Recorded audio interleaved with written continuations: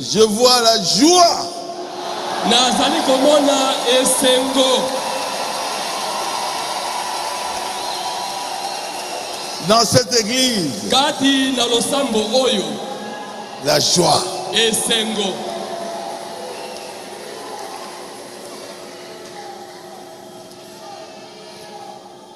Moi, je n'aime pas la tristesse. Hein. Ngai mawa nalingaka yango te.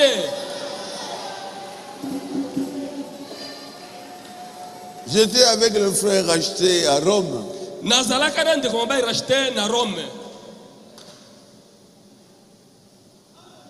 Pour voir là où les gladiateurs se battaient. Pona kotala epapi bilombe bazalaka kobunda. Et quand on est sorti, nous étions rentrés dans l'hôtel. Bon. Rachel me pose la question. Pourquoi tu es toujours dans la joie? J'ai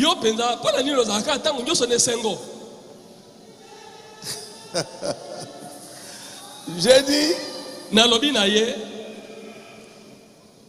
je ne serai que dans la joie. Tango nyoso na kotikalaka kozala kaka na esengo. Depuis le jour que moi j'avais reçu le Saint-Esprit, uta mokolo oyo ngai na zwa molimo mosantu, c'était à l'église Nzambe Malamu. Ezalaka na losambo Nzambe Malamu. Le Saint-Esprit était descendu sur moi. Molimo mosantu akitaka likolo na ngai. Je ne vais pas penser, sinon je risque de sauter là-bas.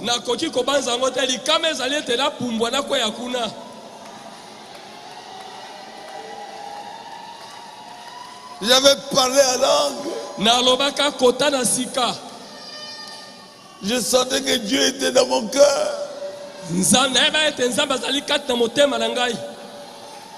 Quand on était sorti,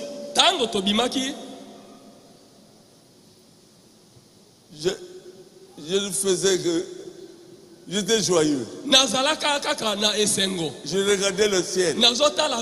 J'ai dit un jour, je serai enlevé.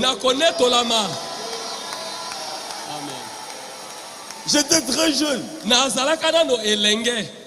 Cette joie-là ne me quittera jamais. Celui qui a le Saint-Esprit doit avoir la joie. Amen.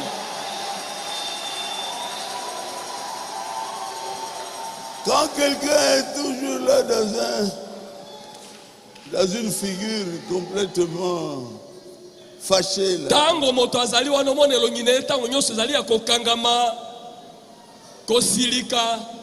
il n'a pas le Saint-Esprit.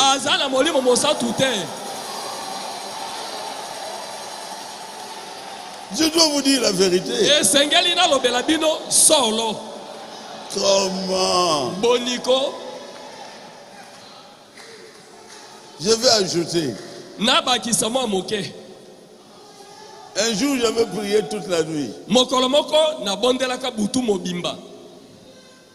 J'avais dit à Dieu de parler au frère Coleman.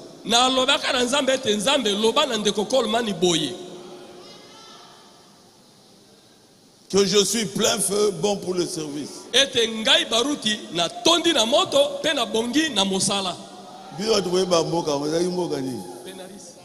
À Pénaris.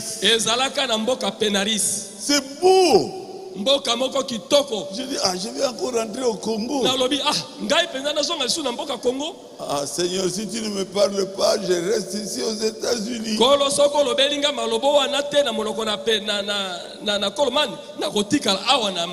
J'ai tous les documents américains.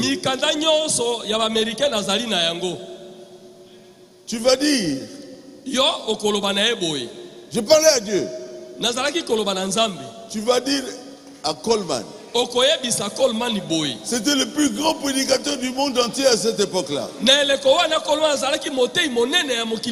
On écoutait ces bandes de partout. Moi, j'ai ça même.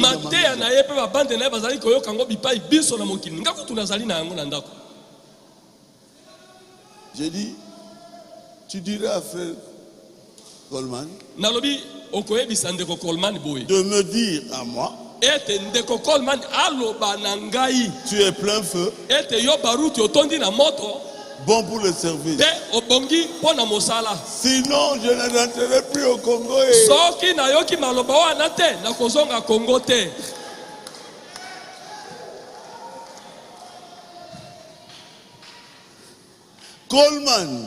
Coleman même le saluer, ata pona kopesa embote c'était difficile. ezalaka pasi.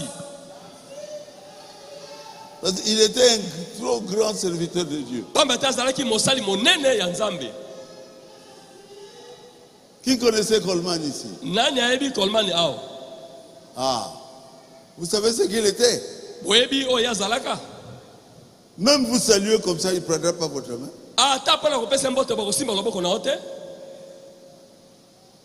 Coleman descend là-bas alors qu'il avait commencé la prédication.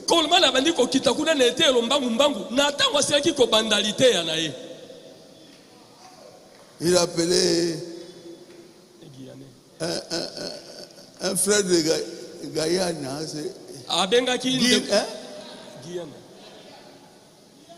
Guyane.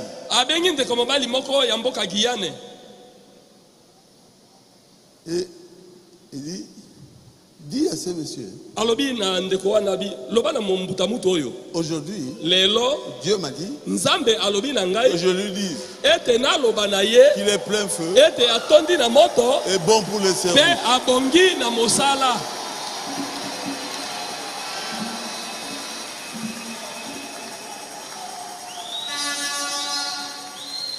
Mon épouse était là. C'est ça la chose qui avait fait que je retourne ici.